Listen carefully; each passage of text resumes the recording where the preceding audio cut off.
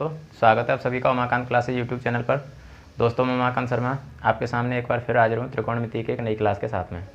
तो दोस्तों कल हम त्रिकोणमिति में ये कुछ नियम पढ़ रहे थे जिनमें हमने साइन रूल, कॉस रूल, ये साइन और कोसाइन ये दोनों रूल पढ़ लिए थे। अब आज टेंजेंट रूल की बात करेंगे। ठीक है, टेंजेंट रूल ये मैंने कल लिखा दिया था, सिर्फ समझाना बाकी था। वैसे समझाने लायक इसमें कुछ है तो नहीं, लेकिन फिर भी थोड़ा सा देख लेते हैं। देखो इसमें क्या है कि tan of b minus C by 2। अब इतना तो अब सभी को पता ही होगा कि ये ए बी और सी ये क्या होते हैं सर, ये एंगल्स होते हैं। ठीक है, ये क्या होते हैं, ये एंगल्स होते हैं यानी कोण होते हैं। ठीक है, ये ए बी सी ये क्या होते हैं सर, ये साइड होती हैं यानी भुजा होती हैं किसकी, ट्रायंगल की। ठीक है, ये तो सभी जानते हैं। तो अब इसका मतलब क्या है कि tan ऑफ b माइनस सी यानी दो कोणों का डिफरेंस किया जाए और उस डिफरेंस का आधा किया जाए, उस पर tan अप्लाई किया जाए तो वो किसके बराबर होगा, दोनों उसके संगत जो साइड होंगी ना b minus C upon B plus सी, यानी दोनों जो संगत साइड होंगी उन साइड के डिफरेंस के अपॉन उनके सम के, यानी डिफरेंस और सम के अनुपात के बराबर होता है। और साथ में cot a/2 यानी यहाँ से जो एंगल बचा हुआ है उस एंगल का हाफ और उसका cot ये होता है बराबर। ठीक है, अब अगर ये हो गया तो फिर वो तो मैंने बताया था कि साइक्लिक ऑर्डर में चलते हैं। तो साइक्लिक ऑर्डर में देखो b के बाद में कौन आता है, c के बाद में कौन आता है, a, इधर b के बाद में c के बाद में a और ऐसे ही यहाँ पर a के बाद में b। तो ऐसे ही करके साइक्लिक ऑर्डर में हम इसको याद रख सकते हैं। ठीक है, तो ये टेंजेंट रूल था जो आपको डायरेक्ट याद रखना है। ठीक है, एक प्रोजेक्शन फॉर्मूला और हम देख लेते हैं, प्रोजेक्शन फॉर्मूला, उसके बाद में हम आगे बात करेंगे। ठीक है,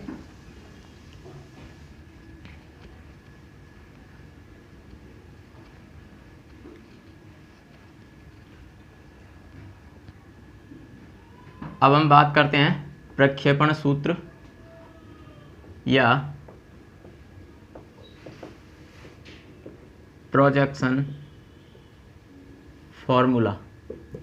प्रक्षेपण सूत्र या प्रोजेक्शन फॉर्मूला। तो अब देखो प्रक्षेपण सूत्र क्या होता है या प्रोजेक्शन फॉर्मूला क्या होता है, तो वो है दोस्तों a बराबर b cos c plus c cos b।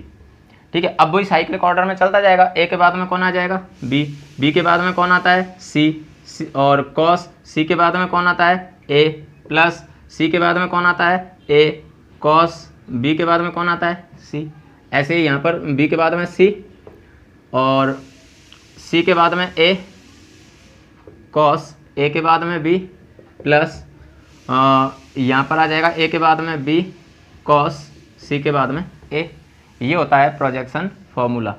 अब अभी दिमाग में एक ही चीज़ आ रही होगी कि सर ये रूल फॉर्मूला वगैरह ये सब पढ़ाते जा रहे हैं, लेकिन इनका यूज कहाँ होगा। तो यूज अभी हम क्वेश्चन करेंगे ना तो उनमें सभी में पता चलेगा कि इनका यूज कहाँ पर होता है। कई बार तो डायरेक्ट यहीं से क्वेश्चन बन जाते हैं, पुराने पेपर उठा के देखो, कई बार तो यहीं से डायरेक्ट क्वेश्चन बनते हैं। और यहाँ से नहीं बनते हैं तो फिर भी क्वेश्चन जब अपन सॉल्व करते हैं ना तो उनमें बहुत हेल्प मिलती है। ठीक है, तो ये प्रोजेक्शन फॉर्मूला होता है जो आपको याद रखना है। और साइक्लिक ऑर्डर से इसको याद रख सकते हैं, a बराबर b cos c plus c cos b।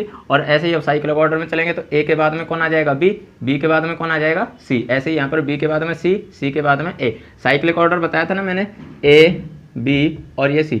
तो a के बाद में नंबर किसका आता है b का, और b के बाद में c का, c के बाद में a का। ऐसे करके ये साइक्लिक ऑर्डर में चलते हैं। ठीक है, तो ये प्रोजेक्शन फॉर्मूला हुआ। चलिए अब आगे बात करते हैं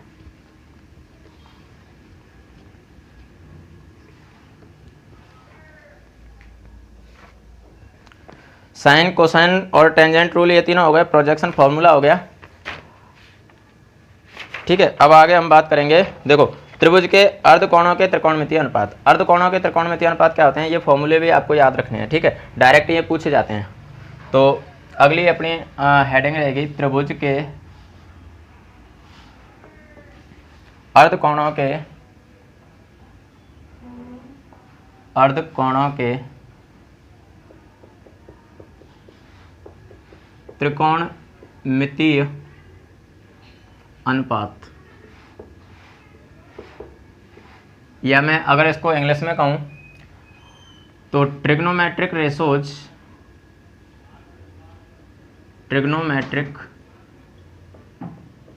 ratios of half angles of A triangle. Trigonometric ratios of half angles of A triangle, त्रिभुज के अर्धकोणों के त्रिकोणमितीय अनुपात। अब वो क्या होते हैं, देखो इनके फॉर्मूले हैं sign of a/2 equals to, ये होगा under the root s minus B s minus C upon BC।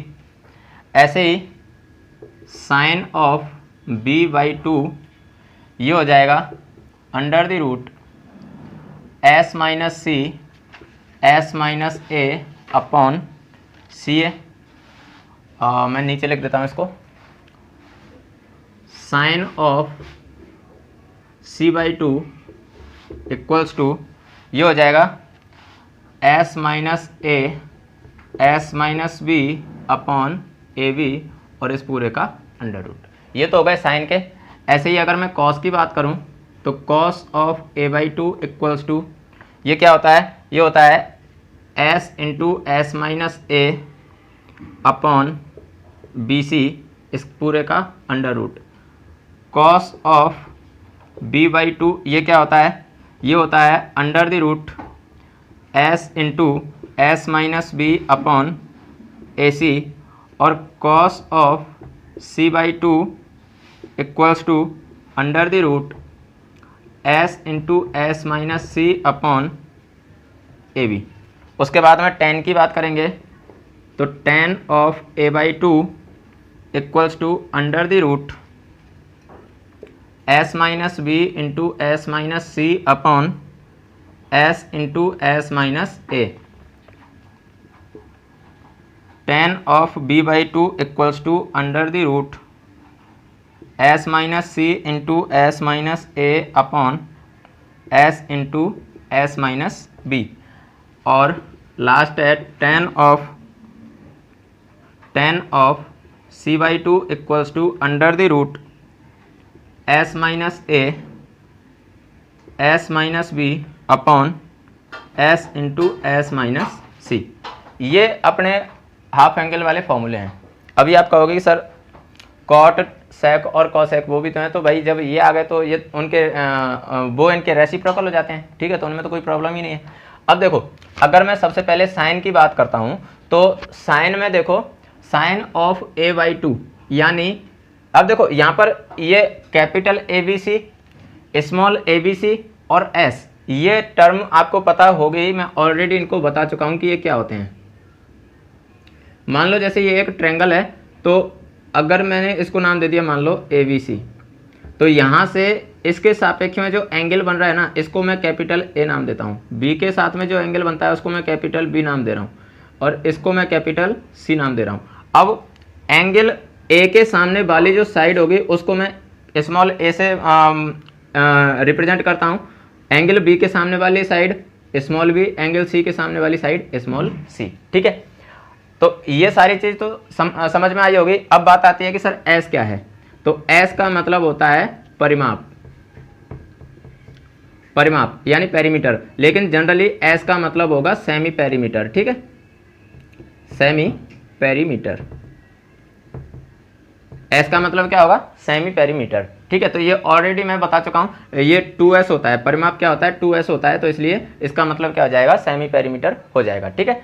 तो ये इसकी टर्मिनोलॉजी है। अब देखो साइन ऑफ a/2 की जब हम बात करेंगे, साइन ऑफ a/2, तो a/2 का मतलब हो गया कि देखो एक मतलब ये जो एंगल A है ना, इसके सामने वाली साइड को छोड़ दो और बाकी दोनों साइड को किस में से माइनस कर देंगे, पेरीमीटर में से माइनस कर देंगे, यानी s माइनस बी और s माइनस सी, ये हो गया।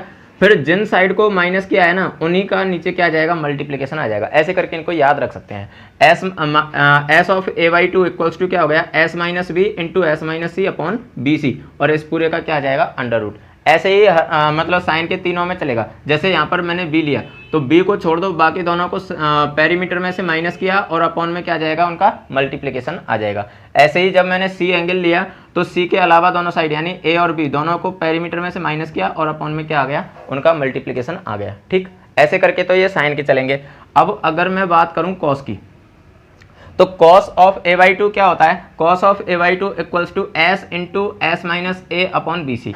अब इसका मतलब क्या हुआ कि मतलब जो पेरीमीटर है ना, उस पेरीमीटर को मल्टीप्लाई किससे करना है, पेरीमीटर में से जो एंगल लिया है उस एंगल के रेस्पेक्ट में जो साइड है ना उसको माइनस करना है। जैसे हमने एंगल ए लिया तो ए के रेस्पेक्ट में, मतलब ए के जस्ट सामने वाली साइड कौन सी है, ए है ना, ए है, तो उसको माइनस कर दिया और रिमेनिंग दोनों साइड को अपॉन में क्या कर दिया, मल्टीप्लाई कर दिया। ठीक है, ऐसे ही यहाँ पर देख सकते हो, जब हमने यहाँ पर एंगल बी लिया है तो साइड बी को तो यहाँ पर माइनस किया और रिमेनिंग दोनों साइड ए सी, इन दोनों का क्या कर दिया, मल्टीप्लाई, और कहाँ पहुँचा दिया, डिनोमिनेटर में। ऐसे ही यहाँ पर देख सकते हो कि ये एंगल हमने कौन सा लिया है, सी एंगल लिया है, तो सी के साइड में, मतलब सी के रेस्पेक्ट में साइड कौन सी ली है, सी, और रिमेनिंग दोनों साइड का मल्टीप्लाई करके इसको कहाँ पहुँचा दिया, डिनोमिनेटर में पहुँचा दिया। ठीक है, अब अगर मैं tan की बात करूँ तो देखो tan में क्या हो रहा है, tan of a/2 equals to क्या है, under root s minus B S minus C. अब यहाँ पर जो एंगल आया है ना, जो एंगल आया उसके अलावा दोनों जो साइड बचती हैं, उस एंगल के सामने जो साइड बन रही है उसके अलावा जो दोनों साइड बच रही है, मतलब जैसे मैंने ये एंगल लिया तो इसके सामने वाली ये साइड ए हो गई, तो इसके अलावा जो दोनों साइड बचेंगे बी और सी, इन बी और सी को दोनों को किस में से माइनस कर देना है, पेरीमीटर में से। तो एस माइनस बी और एस माइनस सी अपन में क्या आ जाएगा, s इंटू एस माइनस ए। और चाहो तो इसको ऐसे भी कर सकते हो, देखो साइन ऑफ, जैसे मुझे tan ऑफ a/2 निकालना है तो tan ऑफ a/2 क्या हो जाएगा, sine of a/2 upon cos of a/2। हम जानते हैं साइन थीटा इक्वल्स टू क्या, sorry tan theta equals to क्या होता है, sine theta upon cos theta. तो साइन a/2 की वैल्यू ये रखी, चलो मैं इसको रफ कर देता हूँ थोड़ा सा साइड में समझाने के लिए।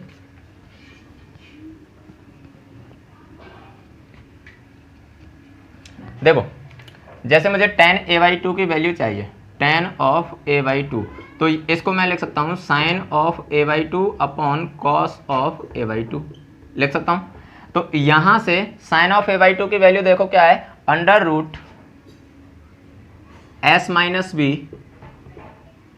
S minus C upon B C whole upon cos a/2 की वैल्यू क्या है, under root s into S minus A, under root s into S minus A upon B C. अब देख सकते हो कि ये जो बी सी है, इस बी सी से ये बी सी कैंसिल हो रहा है, तो फाइनली अपने पास क्या बचेगा, अपने पास बचेगा under root S minus B into S minus C upon S into S minus, यही तो बचेगा भाई। चाहो तो इस पर अलग से अंडर रूट लगा दो, फिर बाद में पूरे पर फिर वापस लगा दो, एस माइनस बी और S minus C upon S into S minus A. बात तो एक ही है। ठीक है भाई, ऊपर लगाओ या नीचे लगा, मतलब ऊपर और नीचे अलग अलग अंडर रूट लगाया, दोनों पर एक साथ लगा दो, बात तो एक ही होती है। तो ऐसे करके हम ये tan वाले देखते हैं। tan का यहाँ भी देख सकते हो, tan of b/2 equals to क्या आ जाएगा, अब b जब एंगल लिया है तो b के साथ में देखो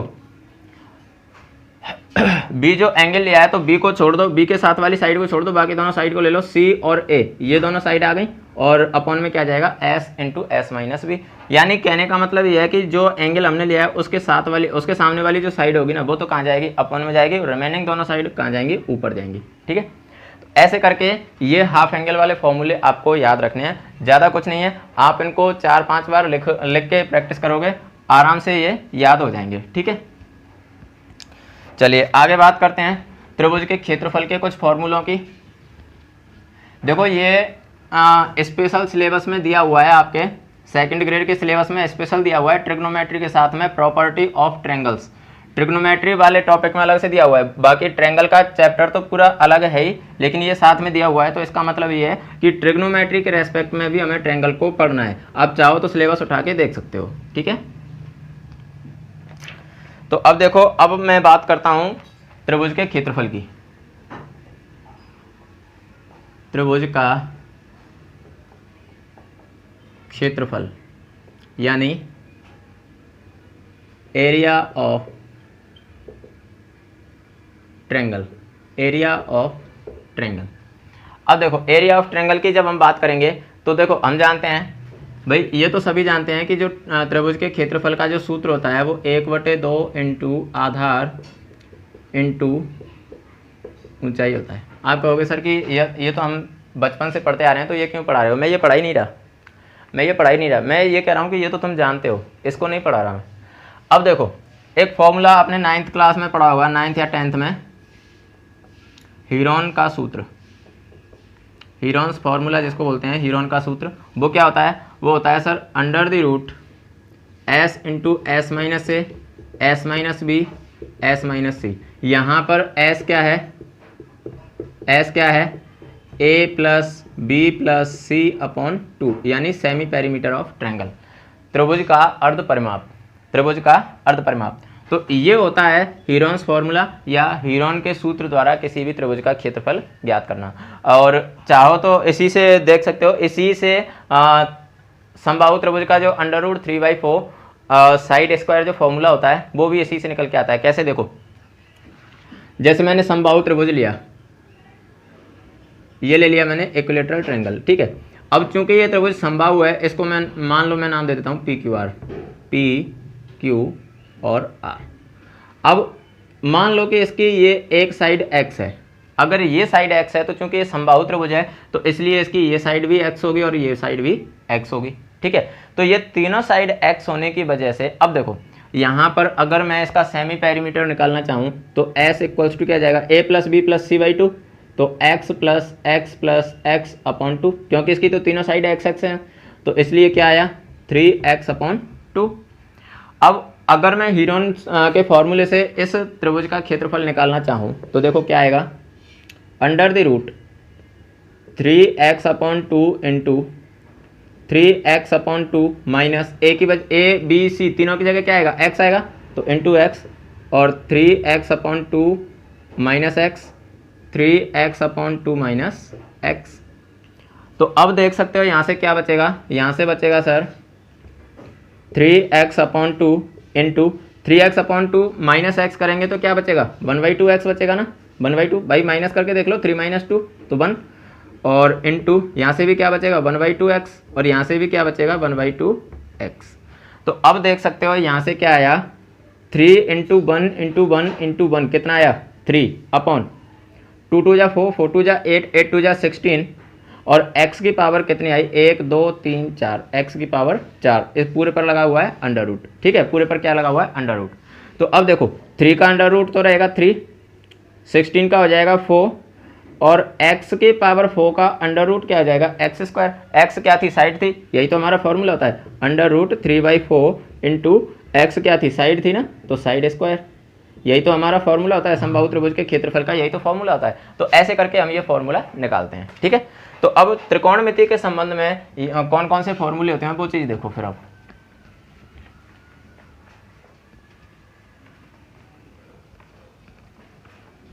देखो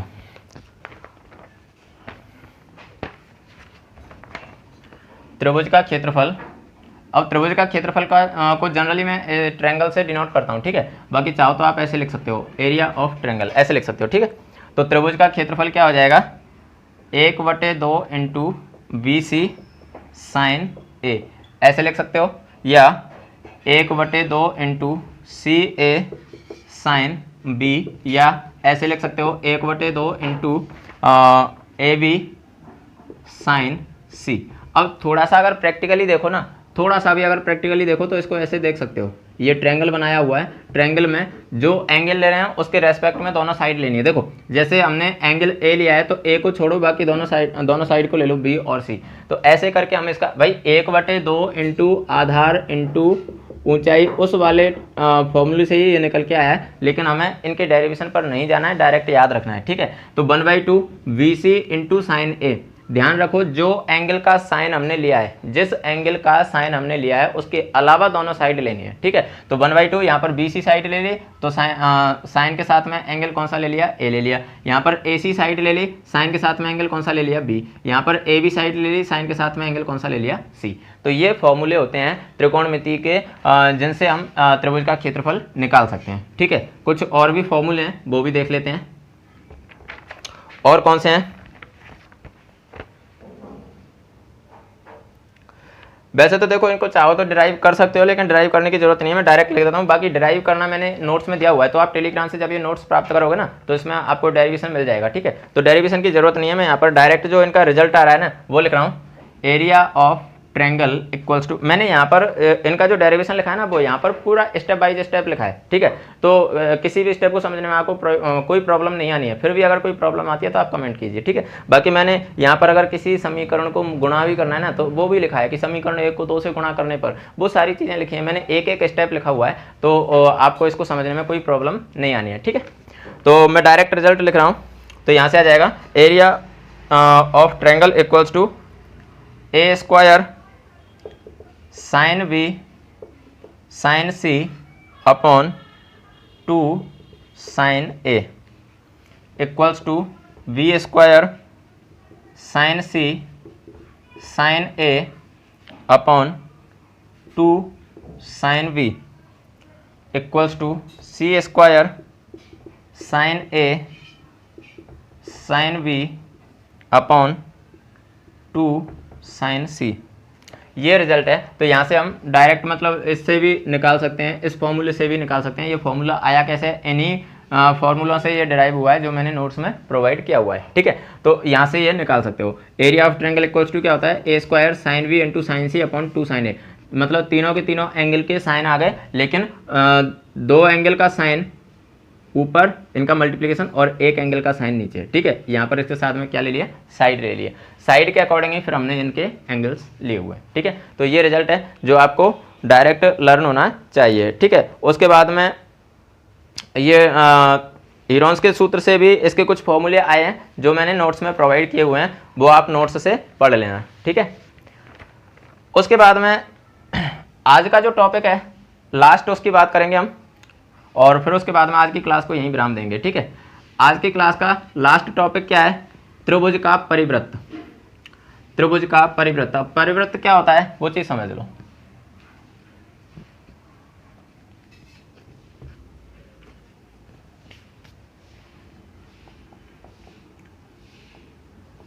त्रिभुज का परिवृत्त, इसको कह सकते हैं circum circle of A triangle. Circum circle of A triangle, circum circle of A triangle क्या होता है, देखो मान लो मैंने कोई एक त्रिभुज बनाया, देखो यहाँ से 2 चीज़ आएंगी, एक तो आपको आएगा अंत्यवृत्त और एक आएगा परिवृत्त, ठीक है। 2 चीज़ आएंगी। तो अब देखो नाम से स्पष्ट है परिवृत्त, परि का मतलब क्या होता है, परिवृत्त। वृत्त तो सभी जानते हैं, लेकिन परि का मतलब क्या होता है, चारों ओर। परि का मतलब क्या होता है, चारों ओर। संस्कृत में भी पढ़ा होगा आपने, परितय उभयतय सर्वतय, सारी चीज पढ़ी होंगी, है ना। तो परिवृत्त का मतलब क्या हो गया, चारों तरफ इसके वृत्त, और चारों तरफ वृत्त का मतलब क्या हो गया कि ऐसा वृत्त जो इसके तीनों शीर्षों से होके निकले वो क्या कहलाएगा, इसका परिवृत्त कहलाएगा। ऐसा वृत्त जो किसी त्रिभुज के तीनों शीर्षों से होके गुजरे वो क्या कहलाएगा, उसका परिवृत्त कहलाएगा। अब ये परिवृत्त बनता कैसे है वो चीज समझो। ये परिवृत्त बनता कैसे है, देखो मान लो मैंने क्या किया कि एक ट्रायंगल लिया, ठीक है, एक ट्रायंगल लिया और इस ट्रायंगल के तीनों साइड का मैंने क्या कर दिया, बाइसेक्शन कर दिया, तीनों साइड का बाइसेक्शन कर दिया। मान लो इस साइड का, अब बाइसेक्शन करना तो सभी जानते होंगे, जैसे मान लो ये लाइन है, इसका मुझे बाइसेक्शन करना है, तो बाइसेक्शन कैसे करते हैं, यहाँ पर मैंने प्रोटेक्टर रखा, प्रोटेक्टर रखने के बाद में आधे से ज़्यादा उसको खोला, एक आर्क ऊपर एक नीचे, फिर यहाँ पर रखा और आधे वो सेम आर्क में एक ऊपर एक नीचे, तो ऐसे करके इसका बाइसेक्शन हो जाता है। जैसे यहाँ से एक आर्क ये कटी, एक ये कट गई, यहाँ से एक आर्क ये कटी और एक ये कट गई, तो ऐसे करके इसका बाइसेक्शन हो जाता है, ठीक है। तो मान लो कि इस साइड का बाइसेक्शन ये आ रहा है, ठीक है, ऐसे ये आर्क काटने के बाद में। और लेकिन अभी चूंकि मैं पक्का चित्र नहीं बना रहा, क्योंकि यहाँ पर बोर्ड पर वो प्रोटेक्टर वगैरह काम आ भी नहीं सकते, इसलिए मैं पक्का चित्र नहीं बना रहा। तो यहाँ पर मान लो इसका वाई सेक्शन ये आ गया और इसका वाई सेक्शन मान लो ये आ गया और मान लो इसका वाई सेक्शन ये आ गया। तो कहने का मतलब है कि ये तीनों जो बाइसेक्टर हैं, साइड के बाइसेक्टर हैं, ये यहाँ पर मिल रहे हैं, यहाँ मिल रहे हैं। तो यहाँ पर प्रोटेक्टर की नोक रखो और किसी भी एक वर्टेक्स तक इसको खोलो। वर्टेक्स मतलब समझते हो ना, ये शीर्ष, इस शीर्ष तक प्रोटेक्टर को खोलो और उतना ही चाप भर के और एक क्या बना दो, यहाँ से एक सर्किल बना दो। ये सर्किल बना दिया और ये सर्किल क्या कहलाएगा, अब ये सर्किल क्या कहलाएगा, परिवृत्त कहलाएगा, परिवृत्त कहलाएगा, ठीक है। अब देखो यहाँ पर जो इसका जो परिवृत्त बना हुआ है, इस परिवृत्त का जो केंद्र होगा ना, उस केंद्र को हम क्या कहेंगे, परिकेंद्र कहेंगे। इस वृत्त की जो त्रिज्या होगी उस त्रिज्या को हम क्या कहेंगे, परित्रिज्या कहेंगे। ठीक है। अब यहाँ पर मेन चीज जो ध्यान रखने वाली है वो ये है कि परिकेंद्र जो होता है ना, वो परिकेंद्र कहाँ स्थित होगा, ये हम बिना बनाए बता सकते हैं या नहीं बता सकते। ये चीज देखो, परिकेंद्र कहाँ स्थित होगा, तो तीन कंडीशन होती है हमारे पास। कोणों के आधार पर जो त्रिभुज होता है वो तीन तरह का होता है। ठीक है, कौन कौन सा? एक तो होता है हमारे पास न्यून कोण त्रिभुज, एक होता है हमारे पास अधिक कोण त्रिभुज,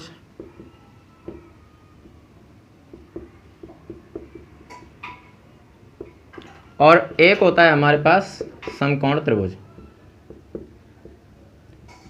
कोणों के आधार पर ये त्रिभुज तीन तरह के होते हैं। तो न्यून कोण त्रिभुज में ये परिकेंद्र कहाँ होगा? अगर त्रिभुज न्यून कोण है, मतलब तीनों के तीनों कोण न्यून कोण है, तो ऐसी सिचुएशन में ये जो परिकेंद्र होगा वो कहाँ होगा? त्रिभुज के अंदर स्थित होगा, त्रिभुज के अंदर।